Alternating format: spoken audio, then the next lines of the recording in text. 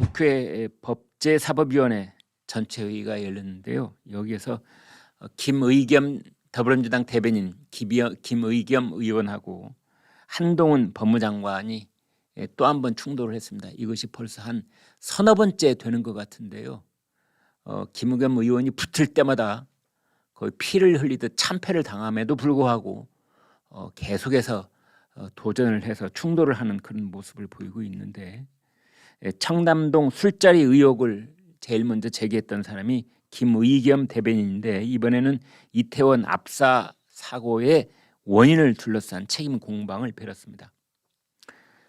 김의겸 의원, 마약 단속에 집중하느라 참사를 못 막았다는 지적이 나옵니다.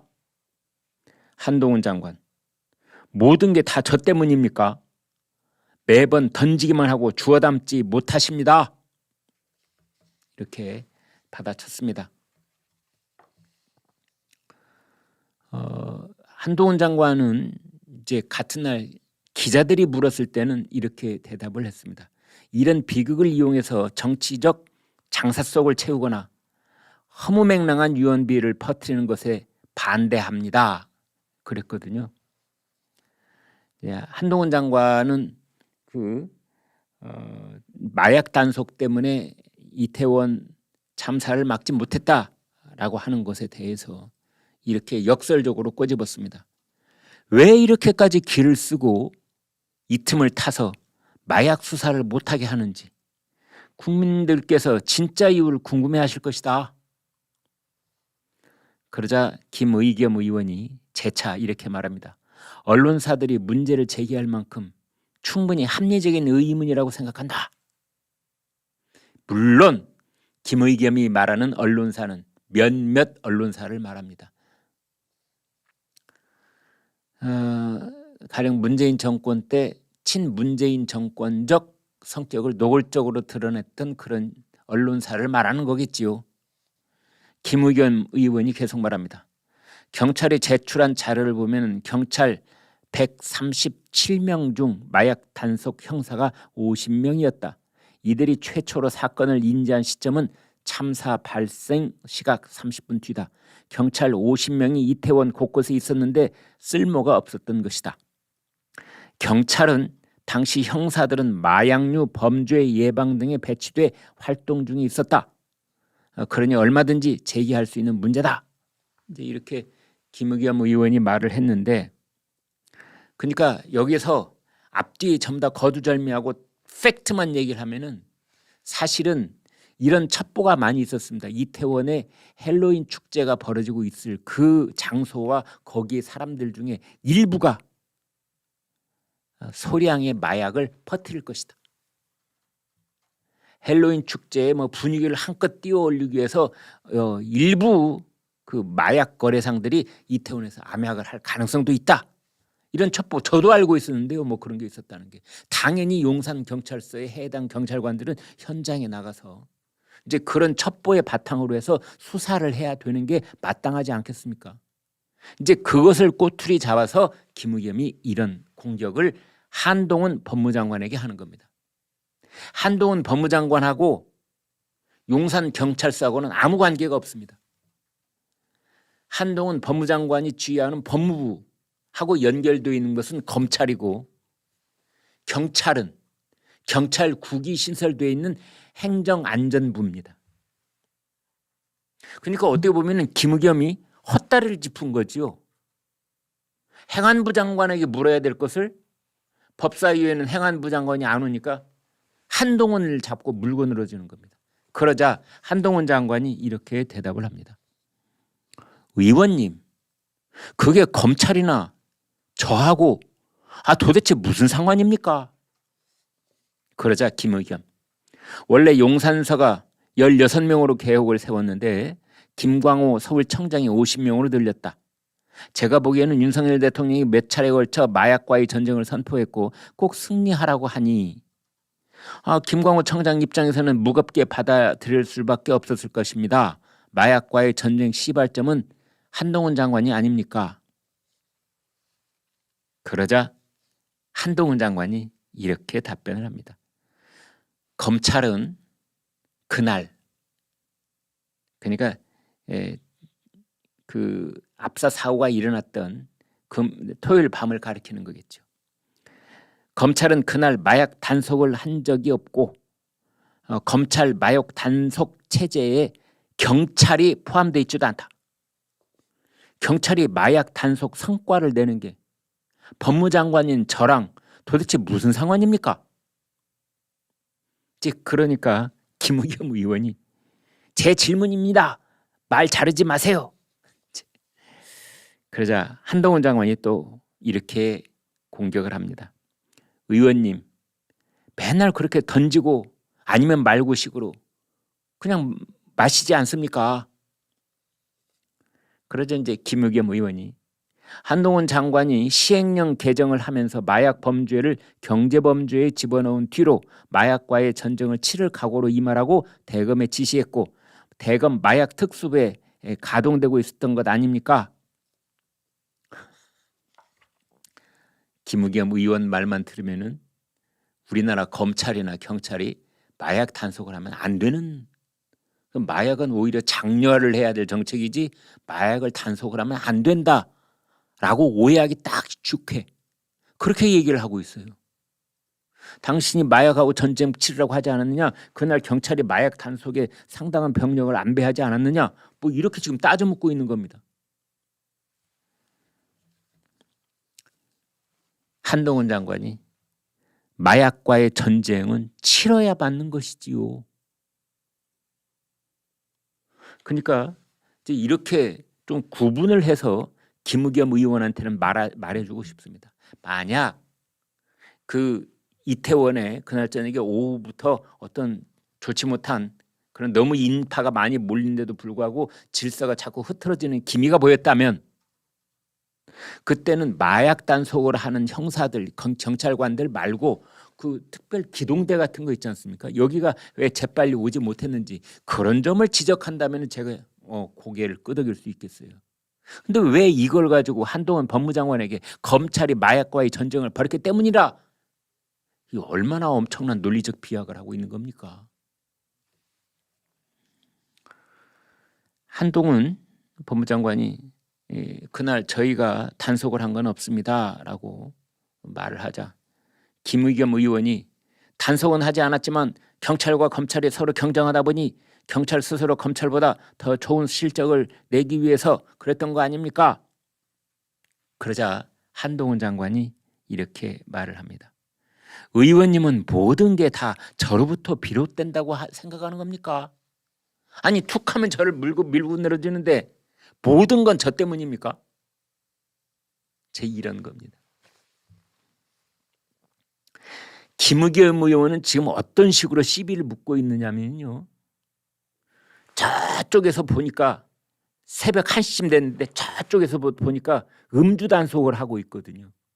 그러자 술 취한 운전수가 휙 180도 차를 돌려서 가로수를 들이받고 두 차를 들이받고 막 엄청난 사고를 일으켰어요. 거기에 막 열 몇 대의 차량을 들이받고 사람들이 다치고 심지어 어떤 사람은 목숨까지 잃은 그런 교통사고가 일어났다고 해보겠습니다.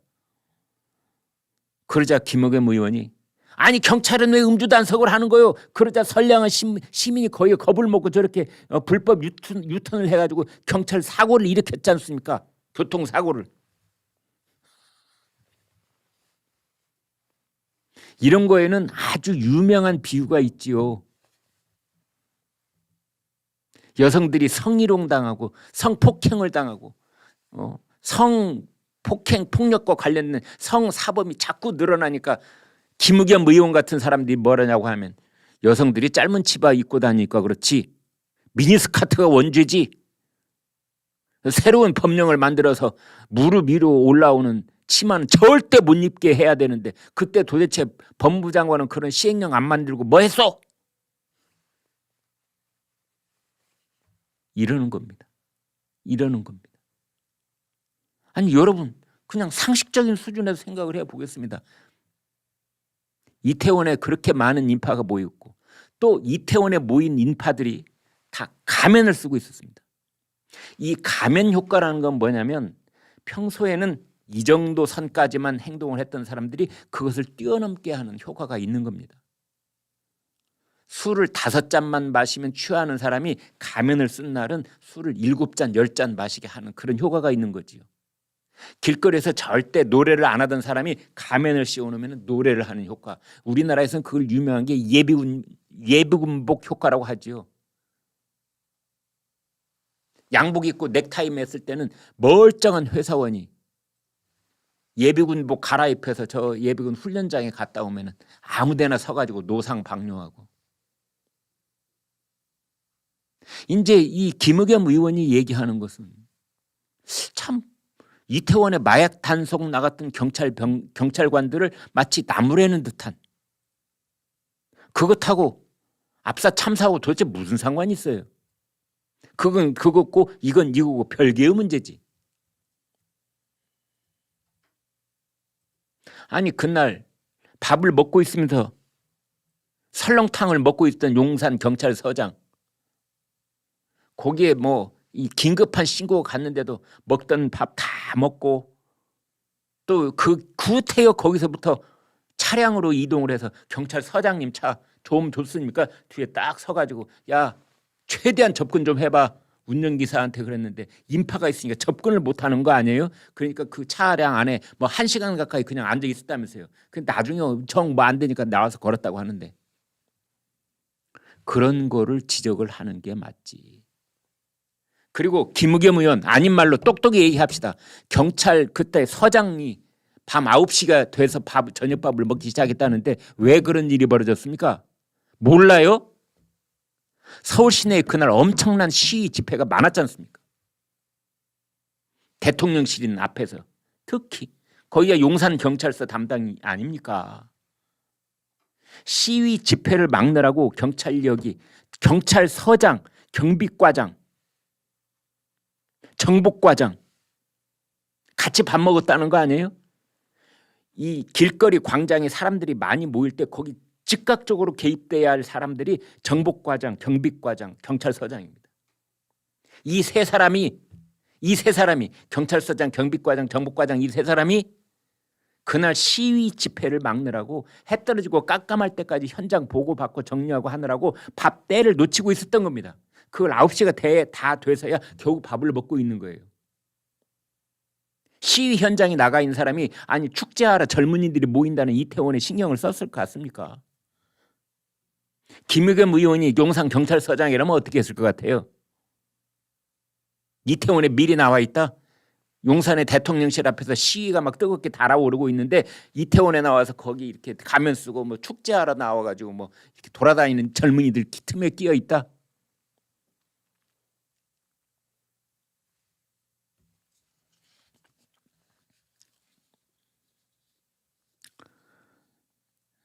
김의겸 의원이 지금 여기서 그 문제를 공직자로서 무거운 책임감을 느낀다는 분이 이 자리에서 그 얘기를 꺼내실 때냐? 이제 그 얘기를 꺼내실 때라는 건 김의겸 의원이 왜 한 청담동 술자리 의혹을 제기했잖아요. 거기에 대해서 청담동 한동훈 술자리라고 하셨지 않나? 이제 한동훈은 없어졌던데요? 이렇게 한동훈 장관이 한 방 퍽 먹인 겁니다. 왜냐하면 처음에 김의겸 의원은 한동훈 장관을 물고 늘어졌었거든요. 청담동 술자리 의혹과 관련해서. 그랬다가 이게 점점 민주당 내부에서 너 똥볼을 너무 심하게 찼어. 어지간히 해야지. 아니요, 술집이 어떤 술집이라고 특정도 못하면서 그런 말을 꺼내면 어떻게 해? 그러다가 슬그머니 김의겸 의원을 비롯한 민주당 쪽에서 한동훈이라는 말이 사라진 겁니다. 그러자 이것을 한동훈 장관이 얘기하는 겁니다. 한동훈은 없어졌던데요? 그러자 김의겸 의원이 이 자리가 그런 얘기할 자리요. 그러자 한동훈 장관이 의원님이 책임감이라는 말씀을 다 하십니까? 의원님은 매번 이런 식입니다. 매번 던져놓고 언론에서 받아쓰게 합니다. 주워 담지도 않고 해결도 안 하십니다. 사과도 없습니다.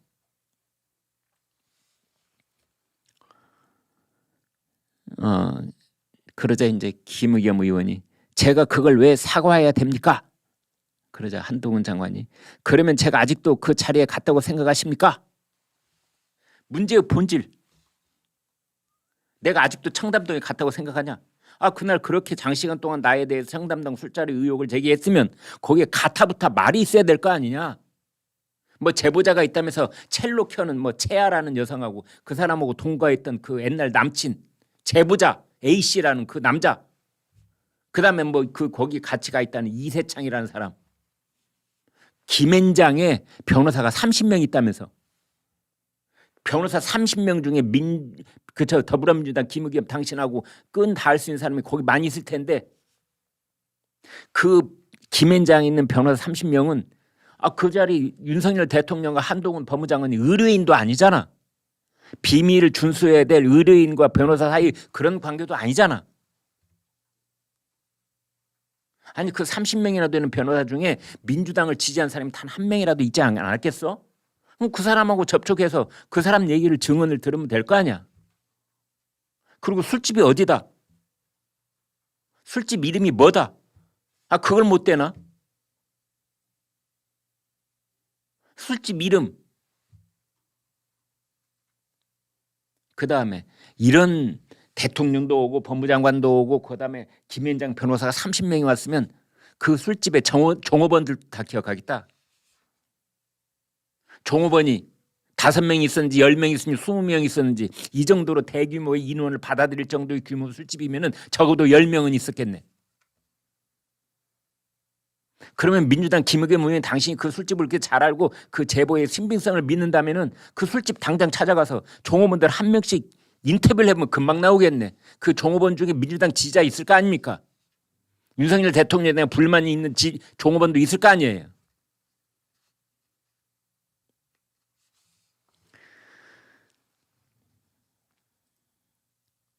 한동훈 장관이 김의겸 의원한테 아직도 내가 청담동에 있다고 믿으세요? 그러니까 김의겸 의원이 거기에 대해서는 아무 대답을 안 합니다. 그러자 한동훈 장관이 왜 말씀이 없으십니까? 예, 왜 말씀이 없으십니까?